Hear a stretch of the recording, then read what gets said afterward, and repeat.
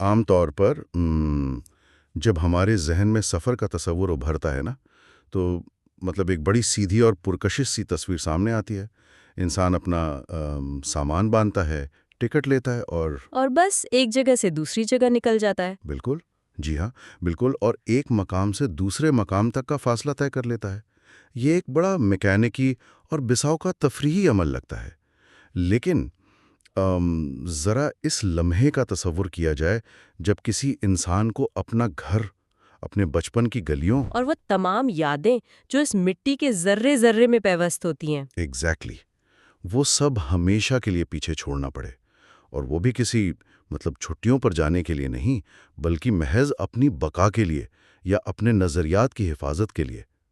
تو جب ایسا ہوتا ہے نا، تو وہ سیدھا سادہ سفر ایک انتہائی گہرے، تکلیف دہ اور سچ کہا جائے تو ایک زبردست انقلابی عمل میں بدل جاتا ہے۔ بالکل درست۔ اور یہیں سے دراصل اس پورے عمل کی وہ جو ایک نفسیاتی اور تاریخی پیچیدگی ہے نا، وہ شروع ہوتی ہے، اور اسے سمجھنا ہمارے لیے بے حد ضروری ہے۔ سفر اور ہجرت کے درمیان یہی تو وہ بنیادی فرق ہے جو اسے محض ایک نقل مکانی سے اٹھا کر تاریخ کا رخ موڑنے والی طاقت بنا دیتا ہے۔ صحیح۔ مطلب ہم یہاں صرف جغرافیائی فاصلے طے کرنے کی بات نہیں کر رہے، بلکہ ہم انسانی روح کی اس اڑان کی بات کر رہے ہیں جو اپنا سب کچھ لٹا کر بھی، اپنا سب سے قیمتی اثاثہ کھو کر بھی اپنے اصل مقصد سے پیچھے نہیں ہٹتی۔ بالکل، وہ اپنے اصولوں پر کھڑی رہتی ہے۔ اور دیکھیں، یہی وہ نقطہ ہے جو آج کے اس تفصیلی جائزے کا مرکزی خیال ہے۔ آج جو مواد ہم کھنگال رہے ہیں وہ محمد فاروق راشد کی ایک انتہائی فکر انگیز تحریر ہے، جس کا عنوان ہے ہجرت، تاریخ کے دھارے کو موڑنے والا عمل۔ ایک بہت ہی گہرا عنوان ہے یہ۔ جی، اور آج ہمارا مشن محض کچھ تاریخی سفروں کی کہانیاں دہرانا نہیں ہے، بلکہ ہم اس میکانزم کو سمجھنے کی کوشش کریں گے، ان وجوہات کی تہہ تک جائیں گے کہ آخر اپنا گھر چھوڑ دینے کا یہ جو بظاہر ایک تباہ کن عمل ہے، یہ کس طرح ایک طاقتور ترین تاریخی، فکری اور ایک روحانی ارتقاء کو جنم دیتا ہے۔ یہ کیسے ممکن ہے کہ سب کچھ لٹ جانے کے بعد ایک نئی اور زیادہ مضبوط شروعات ہو؟ یہ ایک بہت ہی طاقتور خیال ہے۔ اس تحریر میں اگر آپ دیکھیں تو ہجرت کو محض ایک مادی مجبوری کے طور پر پیش نہیں کیا گیا۔ اچھا، تو پھر کیسے پیش کیا گیا؟ مطلب اسے حرکت، درد، امید اور ایک بہت عظیم تبدیلی کے استعارے کے طور پر دیکھا گیا ہے۔ ہجرت دراصل وہ کیفیت ہے جب انسان کے پیروں کے نیچے سے زمین کھسک جاتی ہے۔ جغرافیہ تو بدل جاتا ہے مگر اس کا نظریہ نہیں بدلتا۔ واہ، زمین بدلتی ہے مگر نظریہ نہیں بدلتا۔ یہ وہ مقام ہے جہاں انسان سیکھتا ہے کہ اس کی اصل جڑیں زمین میں نہیں ہیں بلکہ اس کے اصولوں میں ہے۔ میں سمجھتی ہوں کہ یہ ایک بہت گہری فلسفی ہے۔ جی ہاں، واقعی۔ تو آئیے اس موضوع کی تہیں ذرا اور گہرائی سے کھولتے ہیں، کیونکہ آج کی اس تیز رفتار دنیا میں جہاں ہر شخص کسی نہ کسی غیر یقینی صورتحال سے، کسی معاشی یا سماجی تبدیلی سے گزر رہا ہے، اس عمل کی نفسیات کو سمجھنا بہت اہم ہے۔ بالکل اہم ہے۔ اگر ہم انسانی تاریخ میں بالکل پیچھے کی طرف جائیں تو اس عمل کی جڑیں ہمیں کہاں ملتی ہیں؟ مطلب اس کا آغاز کیسے ہوا؟ یہاں ایک بڑی حیران کن بات سامنے آتی ہے۔ ہجرت کا یہ تصور اتنا ہی قدیم ہے جتنا کہ خود اس زمین پر انسان کا وجود۔ اگر ہم ان ذرائع پر غور کریں جو آج ہمارے زیر بحث ہیں تو ان میں بڑی خوبصورتی سے یہ نقطہ اٹھایا گیا ہے کہ جب حضرت آدم علیہ السلام کو جنت سے زمین پر اتارا گیا تو وہ بھی دراصل ہجرت ہی تھی۔ جی، وہ بھی ہجرت کی ہی ایک قسم تھی۔ وہ محض ایک مقام سے دوسرے مقام کی منتقلی نہیں تھی، بلکہ وہ ایک مکمل طور پر نئی طرز زندگی کا ایک نئی جدوجہد کا آغاز تھا۔ انسان نے اپنے سفر کی شروعات ہی ایک عظیم ہجرت سے کی۔ صحیح۔ اس نے ایک ایسا مقام چھوڑا جہاں سب کچھ میسر تھا، کوئی فکر نہیں تھی، اور ایک ایسے مقام پر قدم رکھا جہاں اسے ہر چیز اپنے عمل سے تخلیق کرنی تھی۔ یہ ایک بہت بڑی شعوری آزمائش تھی۔ دیکھیں، اس بات نے نا سوچنے کا ایک بالکل نیا زاویہ دے دیا ہے۔ ہم اسے عام زندگی کی ایک مثال سے یوں بھی سمجھ سکتے ہیں کہ یہ بالکل ایسا ہے جیسے قدرت انسان کو ایک انتہائی محفوظ آرام دہ خول، جسے ہم آج کل کمفرٹ زون کہتے ہیں نا، جی کمفرٹ زون، بالکل. اس کمفرٹ زون سے باہر نکال کر ایک بالکل نامعلوم اور کٹھن ماحول میں پھینک دیتی ہے. اس خول کے اندر سب کچھ محفوظ تھا، کوئی چیلنج نہیں تھا، مگر جب انسان اس سے باہر آتا ہے تو ظاہری بات ہے وہ تکلیف دہ ہوتا ہے. بہت تکلیف دہ ہوتا ہے. اس میں بقا کا ایک شدید خوف بھی شامل ہوتا ہے. بالکل. لیکن سوال یہ پیدا ہوتا ہے کہ کیا ہم یہ تسلیم کر لیں کہ ہجرت کی بنیاد میں یا کسی بھی بڑی تبدیلی کی بنیاد میں ہمیشہ کچھ چھٹ جانے کا ایک شدید درد ہوتا ہے، اور مطلب کیا ارتقاء کے لیے اس درد سے گزرنا واقعی ناگزیر ہے؟ یہ سوال انسانی نفسیات کے بالکل مرکز پر چوٹ کرتا ہے. میں تو یہ کہوں گی کہ اگر ہم ارتقاء کے عمل کو دیکھیں، چاہے وہ حیاتیاتی ہو یا فکری ارتقاء ہو، وہ کبھی بھی بغیر رگڑ کے یعنی فرکشن کے بغیر نہیں ہوتا. فرکشن لازمی ہے. جی، ہجرت کے دوران جو گھر اور یادیں چھوٹ جانے کا درد ہوتا ہے نا، وہی دراصل وہ بھٹی ہے جو انسان کو کندن بناتی ہے. جب انسان ایک ہی جگہ پر طویل عرصے تک رہتا ہے تو وہ ان مادی چیزوں کا عادی ہو جاتا ہے، اس کی سوچ محدود ہو جاتی ہے. ایک جمود طاری ہو جاتا ہے اس پر. ایگزیکٹلی. ہجرت انسان کو اس جمود سے توڑ کر باہر لاتی ہے اور سکھاتی ہے کہ اصل وابستگی زمین کے کسی خاص ٹکڑے سے نہیں ہونی چاہیے، بلکہ کسی بلند مقصد سے ہونی چاہیے. جب وہ درد ایک بڑے مقصد کے ساتھ جڑ جاتا ہے نا، تو پھر وہ انسان کی کمزوری نہیں رہتا، بلکہ اس کی طاقت بن جاتا ہے. جی اس کی سب سے بڑی طاقت بن جاتا ہے. کیا بات ہے. یہاں سے یہ بحث واقعی ایک بہت دلچسپ موڑ لیتی ہے. ہم نے انفرادی ارتقاء کی بات کی، لیکن جب ہم اسی اصول کو اجتماعی تاریخ پر لاگو کرتے ہیں تو ہم دیکھتے ہیں کہ اسی عمل نے کچلے ہوئے اور مظلوم سمجھے جانے والے گروہوں کو دنیا کی غالب تہذیبوں میں بدل دیا. بالکل، تاریخ اس بات کی گواہ ہے. مطلب تاریخ کے اوراق میں ہجرت نبوی کی مثال ایک بہت نمایاں حوالے کے طور پر موجود ہے. جی، اور یہ واقعہ اس بات کو سمجھنے کے لیے ایک بہترین کیس سٹڈی ہے کہ ہجرت کس طرح طاقت کے توازن کو مکمل طور پر الٹ سکتی ہے. ہجرت نبوی محض مکہ سے مدینہ تک کا کوئی طبعی سفر نہیں تھا، یہ انسانی تاریخ کا وہ مقام تھا جہاں سے ایک نیا عالمی نظام شروع ہوا. صحیح. ذرا اس کے پس منظر کو دیکھیں. مکہ میں 13 سال تک مسلسل ظلم، جبر، سماجی بائیکاٹ اور شدید ترین ریاستی مخالفت کا سامنا کیا گیا. بالکل ایک طویل آزمائش کا دور تھا. لیکن جب وہ مرحلہ آیا جہاں پرانے نظام کے اندر رہ کر اپنے نظریے کو پروان چڑھانا ناممکن ہو گیا، تو پھر مدینہ کی طرف ہجرت کی گئی.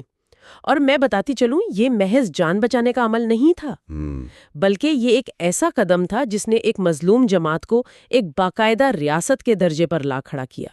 ایک ایسا معاشرہ بنا جو عدل، مساوات اور اخوت پر مبنی تھا. اچھا، لیکن میں یہاں تھوڑا سا ڈیولز ایڈوکیٹ بننا چاہوں گا، یا کم از کم ایک ایسا سوال اٹھانا چاہوں گا جو اکثر ذہنوں میں ابھرتا ہے. جی جی بالکل پوچھیے. اگر ہم کسی بھی عام شخص سے پوچھیں نا، تو وہ شاید ہجرت کو یا میدان چھوڑ دینے کو بھاگ جانے یا پسپائی کے طور پر دیکھے گا. یہ ایک بہت عام سوچ ہے. تو ان تاریخی حوالوں کی روشنی میں یہ بتائیے کہ یہ فرار کیوں نہیں ہے؟ کیا ہم اسے ایک اسٹریٹیجک پسپائی، مطلب ایک اسٹریٹیجک ریٹریٹ کہہ سکتے ہیں؟ اور یہ پسپائی آخر کس طرح جیت میں بدل جاتی ہے؟ یہ ایک زبردست اور انتہائی ضروری سوال ہے. دیکھیں، فرار اور ہجرت میں زمین و آسمان کا فرق ہوتا ہے. جب کوئی محض جان بچانے کے لیے فرار ہوتا ہے نا، تو وہ اپنے اصول، اپنا مقصد، سب کچھ وہیں پھینک کر بھاگتا ہے. صحیح. لیکن جب کوئی ہجرت کرتا ہے تو وہ اپنی جان کو خطرے میں ڈال کر اپنے مقصد اور نظریے کو بچا کر لے جاتا ہے. رہی بات وہیں کھڑے رہ کر لڑنے کی، تو مظلومیت کا جواب ہمیشہ ظالم کی شرائط پر اندھا دھند کٹ مرنے میں نہیں ہوتا. واہ کیا بات ہے. ظالم کی شرائط پر لڑنا ضروری نہیں ہے. بالکل. جب پرانا نظام مکمل طور پر آپ کو کچلنے پر تل جائے تو وہاں سے نکل کر ایک نئی زمین پر جا کر اپنے اصولوں پر مبنی ایک نیا اور بہتر معاشرہ قائم کر دینا ہی پرانے ظالمانہ نظام کی حتمی شکست ہوتی ہے. مکہ کے ظالموں کے لیے اصل شکست یہ تھوڑی تھی کہ چند لوگ وہاں سے چلے گئے، بلکہ اصل شکست یہ تھی کہ وہ نظریہ جسے وہ ایک شہر میں دبانا چاہتے تھے، وہ مدینہ میں ایک مضبوط اور مثالی ریاست بن کر ان کے سامنے کھڑا ہو گیا۔ اور اسی کی ایک اور بڑی مثال ہمیں حضرت موسیٰ علیہ السلام کی ہجرت میں بھی ملتی ہے۔ جی، وہ بنی اسرائیل کا مصر سے نکلنا، فرعون کے اس قدر شدید اور جابرانہ نظام سے نجات کی جو جدوجہد تھی۔ جی، فرعون کا نظام اس وقت کی دنیا کا سب سے طاقتور ترین نظام تھا۔ وہ محض ایک بادشاہ نہیں تھا بلکہ خدائی کا دعوے دار تھا۔ حضرت موسیٰ کا اپنی قوم کو لے کر وہاں سے نکلنا دراصل اس نظام کی خدائی کو مسترد کرنے کا ایک بہت بڑا اعلان تھا۔ بالکل۔ یہ اس بات کا ثبوت ہے کہ جب ظلم اپنی انتہا کو پہنچ جاتا ہے اور انسان اپنے اصولوں پر قائم رہتے ہوئے آگے کی طرف قدم بڑھاتا ہے تو کائنات کی طاقتیں بھی اس کے حق میں کام کرنے لگتی ہیں۔ ہم نے دیکھا کہ بظاہر کوئی راستہ نہیں تھا، آگے سمندر تھا اور پیچھے فرعون کی فوج تھی۔ بالکل، لیکن جب ہجرت کا فیصلہ اٹل ہونا تو سمندر بھی اپنا سینہ چاک کر کے راستہ دے دیتا ہے۔ یہ ایک استعارہ ہے، یہ سمجھانے کے لیے کہ کس طرح ناممکن حالات میں نئے راستے کھلتے ہیں۔ یہ میکانزم اب زیادہ واضح ہو رہا ہے کہ یہ عمل فرار نہیں ہے بلکہ نئے نظام کی بنیاد رکھنے کا پہلا قدم ہے۔ اچھا، اب تک تو ہم نے مذہبی اور روحانی محرکات پر بات کی، لیکن اگر ہم تاریخ پر ذرا ایک نظر دوڑائیں تو یہ بھی سامنے آتا ہے کہ بعض اوقات معاشی اور سیاسی ڈھانچوں کی مکمل ناکامی بھی ہجرت کا سبب بنتی ہے۔ بالکل بنتی ہے، تاریخ بھری پڑی ہے ایسی مثالوں سے۔ اور اس کی قیمت پھر بہت بھاری ہوتی ہے۔ رومی سلطنت کے زوال کی مثال ہمارے سامنے ہے۔ جی، رومی سلطنت کا زوال ہمیں سکھاتا ہے کہ جب کوئی نظام چاہے وہ کتنا ہی عظیم الشان کیوں نہ نظر آتا ہو، اگر وہ اندر سے کھوکھلا ہو جائے تو کیا ہوتا ہے۔ جب روم میں اشرافیہ کی کرپشن بڑھی، معاشی عدم مساوات اپنی انتہا کو پہنچی اور انصاف کا پورا نظام تباہ ہوا تو مرکز کمزور پڑ گیا۔ صحیح، اور مرکز کمزور ہونے سے ایک خلا پیدا ہوتا ہے۔ ایگزیکٹلی، ایک ویکیوم پیدا ہوا، اور ہم جانتے ہیں کہ فطرت خلا کو پسند نہیں کرتی۔ تو اس خلا کو پر کرنے کے لیے یورپ کے مختلف قبائل نے رومی سلطنت کی سرحدوں کی طرف ہجرت شروع کر دی۔ ان ہجرتوں نے بظاہر اس عظیم سلطنت کو تو زمین بوس کر دیا، لیکن در حقیقت انہوں نے اس بوسیدہ نظام کی جگہ نئی یورپی تہذیبوں کی بنیاد رکھی۔ یہ ہمیں بتاتا ہے کہ نظام کی افادیت ختم ہونے پر ہجرت ایک قدرتی اصلاحی عمل کے طور پر کام کرتی ہے۔ دیکھیں، یہ بات نظریاتی طور پر سمجھنے میں تو بہت منطقی لگتی ہے، لیکن مجھے اس پہلو سے ایک شدید الجھن ہوتی ہے۔ وہ کیسے؟ اگر ہم اپنے برصغیر کی 1947 کی تقسیم کی مثال لیں، جو انسانی تاریخ کی سب سے بڑی نقل مکانیوں میں سے ایک ہے، لاکھوں مسلمانوں نے اپنے آباد گھر، اپنی زرخیز زمینیں اور کئی نسلوں کی یادیں چھوڑ کر پاکستان کی طرف ہجرت کی۔ ہم سب جانتے ہیں کہ راستے میں کس قدر خون بہا، کیسے کیسے انسانی المیے جنم لیے۔ بہت دردناک المیے تھے، بالکل۔ تو سوال یہ ہے کہ جب بڑے سیاسی نظام بدلتے ہیں یا سلطنتیں گرتی ہیں تو اس کی قیمت ہمیشہ عام انسانوں کو ہی کیوں چکانی کرتی ہے؟ کسان، مزدور، مائیں، بچے، انہی کا خون کیوں بہتا ہے؟ کیا نئی تہذیب کی بنیاد ہمیشہ عام انسانوں کی ہڈیوں اور ان کے پرانے گھروں کے ملبے پر ہی رکھی جاتی ہے؟ میں سمجھتی ہوں آپ کا سوال، اور یہ ایک انتہائی تلخ اور دل دہلا دینے والی حقیقت ہے، اور اس المیے کو محسوس کیے بغیر واقعی تاریخ کا مطالعہ ادھورا ہے۔ جب سماجی یا سیاسی سطح پر ٹیکٹونک پلیٹس کھسکتی ہے نا، صحیح، پاس کوئی اختیار یا طاقت نہیں ہوتی۔ 1947 میں جو خون کی ندیاں بہیں، وہ دراصل اس خوفناک تصادم کا نتیجہ تھیں جو ایک پرانے نظام کے ٹوٹنے اور نئے کے بننے کے دوران پیدا ہوا۔ بالکل۔ لیکن اس کے ساتھ ساتھ یہ ہمیں ایک اور زاویہ بھی دکھاتا ہے۔ یہ ہجرتیں ہمیں سکھاتی ہیں کہ تاریخ کے دھارے کو موڑنا کبھی بھی مفت نہیں ہوتا۔ آزادی اور ایک نئے نظام کی قیمت ہمیشہ بے تحاشا قربانیوں سے چکانی پڑتی ہے۔ یعنی آزادی کی قیمت ادا کرنی پڑتی ہے۔ جی، جنہوں نے جانیں دی نا، انہوں نے دراصل ایک ایسا بیج بویا جس کی چھاؤں میں آنے والی نسلوں کو ایک آزاد فضا مل سکی۔ یہ ایک ایسی اجتماعی قربانی ہے جس کا بوجھ اور جس کا احترام دونوں ہمیں آج تک محسوس ہوتے ہیں۔ انفرادی قربانیوں سے اجتماعی مستقبل کی تعمیر، یہ بات واقعی دل کو لگتی ہے۔ لیکن اگر ہم تاریخ کے ان اوراق کو بند کر کے آج کے جدید دور کی کھڑکی کھولیں تو تصویر بڑی عجیب نظر آتی ہے۔ ہم ایک ایسے دور میں ہیں جہاں ٹیکنالوجی نے دنیا کو سکیڑ دیا ہے، ہم خلا میں شہر بسانے کی باتیں کر رہے ہیں، لیکن آج کی بے گھری کا مسئلہ وہیں کا وہیں کھڑا ہے۔ بالکل وہیں کھڑا ہے۔ مطلب شام، فلسطین یا افغانستان جیسے خطوں کی مثالیں ہمارے سامنے ہیں۔ یہ ہمارے آج کے دور کا سب سے بھیانک تضاد ہے۔ آج کے انسان دعویٰ تو کرتا ہے کہ وہ انسانی حقوق، جمہوریت اور ترقی کی معراج پر پہنچ چکا ہے، لیکن جب ہم ان خطوں میں موجود جنگ، بدامنے اور لاکھوں انسانوں کو کیمپوں میں، سرحدوں پر یا سمندروں کی بے رحم لہروں میں اپنی بقا کی جنگ لڑتے دیکھتے ہیں تو یہ بہت افسوسناک ہے۔ جی، تو یہ جدید تہذیب کے ماتھے پر ایک بہت بڑا سوالیہ نشان بن جاتا ہے۔ اور یہاں اس بات کو واضح کرنا بھی ضروری ہے، جیسا کہ ہم نے شروع میں کہا کہ ہم جب ان حالات کا تجزیہ کرتے ہیں تو یہ کوئی جیو پولیٹیکل یا سیاسی فریق کی بحث نہیں ہے۔ بالکل نہیں، ہم کسی کی سائیڈ نہیں لے رہے ہیں۔ ایگزیکٹلی، یہ ایک خالص انسانی سوال ہے کہ اتنی ترقی کے باوجود ہم آج بھی اس قدیم انسانی رویے یعنی ظلم اور اس کے نتیجے میں ہونے والی جبری بے دخلی کو کیوں نہیں روک سکے؟ صحیح کہا آپ نے، یہ کوئی سیاسی بیانیہ نہیں بلکہ ایک ایسا انسانی المیہ ہے جو اعداد و شمار سے آگے بڑھ کر سیدھا دل پر وار کرتا ہے۔ لیکن اس سب کے درمیان جو مواد آج ہم دیکھ رہے ہیں نا، وہ آخر میں ہجرت کے تصور کو ایک بالکل ہی نئی جہت دیتا ہے۔ جی، اور وہ سب سے دلچسپ حصہ ہے۔ اسے محض جغرافیائی اور جسمانی حدود سے نکال کر ایک فکری اور اخلاقی عمل بنا دیتا ہے۔ برائی سے نیکی کی طرف ہجرت، جہالت سے علم کی طرف اور نفرت سے محبت کی طرف ہجرت۔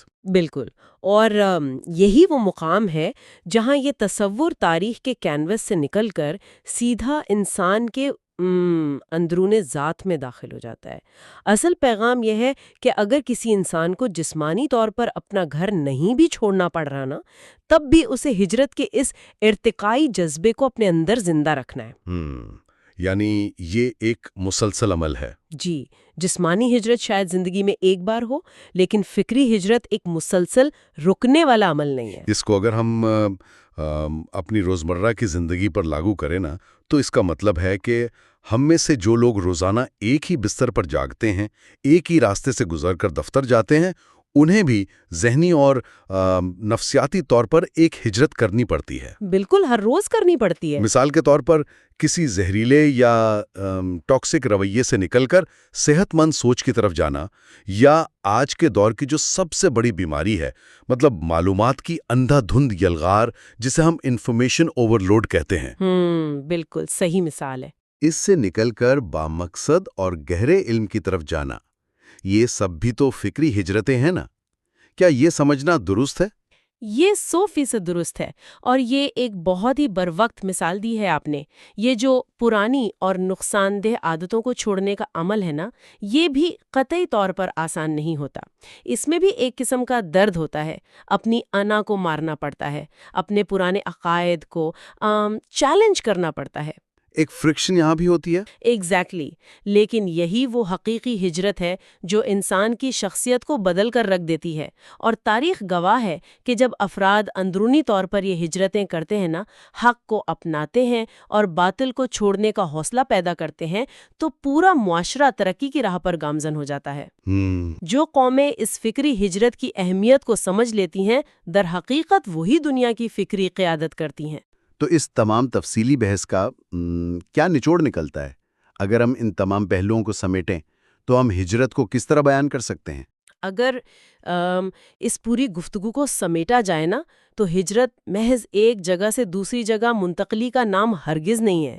یہ ایک عظیم قربانی کا نام ہے، یہ بے پناہ صبر کا امتحان ہے، اور تاریکی کے گھٹا ٹوپ اندھیرے میں امید کی ایک روشن کرن ہے۔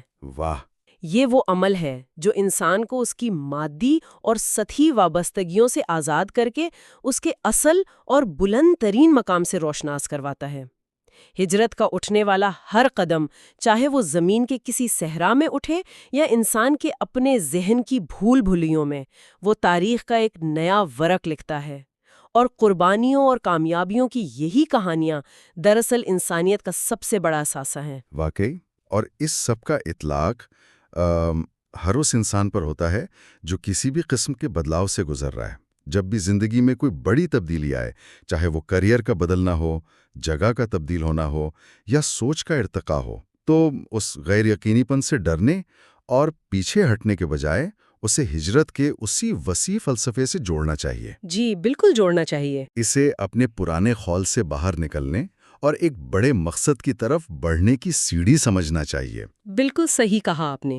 تبدیلی کے خوف پر قابو پا کر اس میں چھپے ہوئے ارتقاء کے مواقع کو تلاش کرنا ہی دراصل انسانی شعور کی سب سے بڑی کامیابی ہے۔ اور اسی شاندار اور فکر انگیز گفتگو کے ساتھ ہم آج کے اس تفصیلی جائزے کے اختتام کی طرف بڑھتے ہیں، لیکن جانے سے پہلے اس پوری بحث سے اخذ کیا گیا ایک نیا اور قدرے مختلف خیال سامنے رکھنا چاہوں گا، جس پر غور کرنا یقیناً سب کے لیے دلچسپ ہوگا۔ جی ضرور۔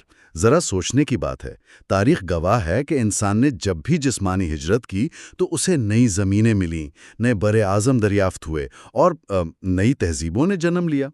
لیکن آج کے دور میں جب یہ دنیا سکڑ کر ایک گلوبل ولیج بن چکی ہے اور اس زمین پر ہجرت کرنے یا دریافت کرنے کے لیے کوئی بھی نیا نامعلوم خطہ باقی نہیں بچا، صحیح۔ تو کیا انسان کی اگلی بڑی ہجرت خلا میں کسی نئے سیارے کی طرف ہوگی، یا پھر انسان کی ختمی اور شاید تاریخ کی سب سے کٹھن ہجرت مکمل طور پر ہمارے اپنے اندرون ذات کی طرف ہوگی؟ ایک ایسی ہجرت جہاں ہمیں اپنے اندر موجود صدیوں پرانے تعصبات، نفرتوں اور دیواروں کو پیچھے چھوڑ کر ایک ایسے عالمی انسانی شعور کی طرف سفر کرنا ہے جہاں انسان اور انسان کے درمیان کوئی فرق باقی نہ رہے۔ اس بات پر ذرا ضرور غور کیجیے گا۔